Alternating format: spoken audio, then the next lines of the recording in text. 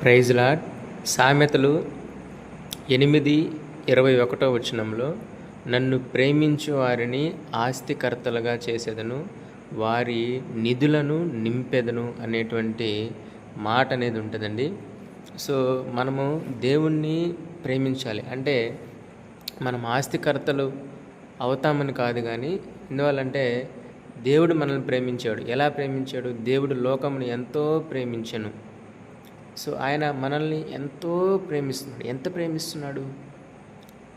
మన కొరకు ప్రాణం ఇచ్చేంతగా ప్రేమిస్తున్నాడు. మన కొరకు అనేక అవమానాలు పడేంతగా ప్రేమిస్తున్నాడు.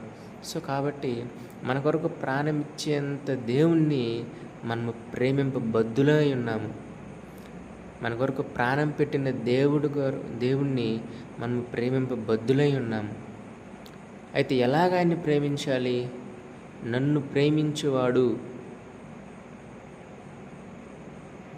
నా తండ్రి మాటలు గైకొనును అని యోహాను సువార్త 14వ అధ్యాయంలో ఉంది. ఎవడైతే నా తండ్రి మాటలు గైకుంటాడో, ఎవరైతే నా తండ్రి చెప్పినట్టు ఆయన మాటానుసారంగా జీవిస్తారో, అప్పుడు నా తండ్రి వాళ్ళని ప్రేమిస్తాడు. నా తండ్రి వాళ్ళని ప్రేమిస్తే నేను కూడా వాళ్ళని ప్రేమిస్తానని యేసు ప్రభుల వారు తెలియజేస్తూ ఉన్నారు. కాబట్టి మనము ఆయన్ని ప్రేమించాలి. ఈ లోకంలో అంతా కూడా శాశ్వతే అండి. దేవుణ్ణి కాదని నువ్వు ఏది ప్రేమించినా అది నీ దగ్గరైతే ఉండదు. నువ్వు ప్రేమించాల్సింది యేసు ప్రభుల వారిని.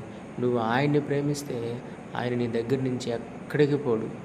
జీవితాంతం నీతో పాటు ఉంటాడు. నువ్వు చనిపోయినా కూడా నీతో పాటు వచ్చేది యేసు ప్రభుల వారు. ఈ లోకంలో ఎవరు నీతో పాటు రారు. చనిపోయినాక ఒక యేసు ప్రభుల వారు వస్తారు. కాబట్టి నువ్వు ఆయన్ని ప్రేమిస్తే నీకు సమస్తాన్ని ఆయన ఇస్తాడు.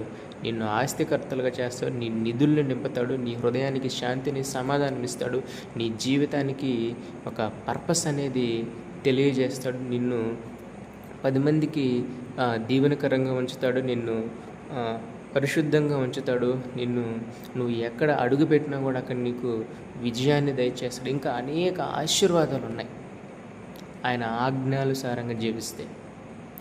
ధర్మశాస్త్రం అని నెరవేర్చుటకు నేను వచ్చినానని యేసు ప్రభువు వారు చెప్తారు. ఏంటి ధర్మశాస్త్రం అంటే? ఆయన ఆజ్ఞలు నెరవేర్చడం.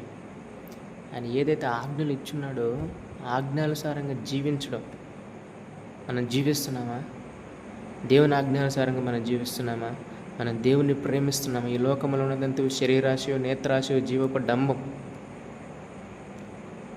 ఇదేది కూడా శాశ్వతం కాదు.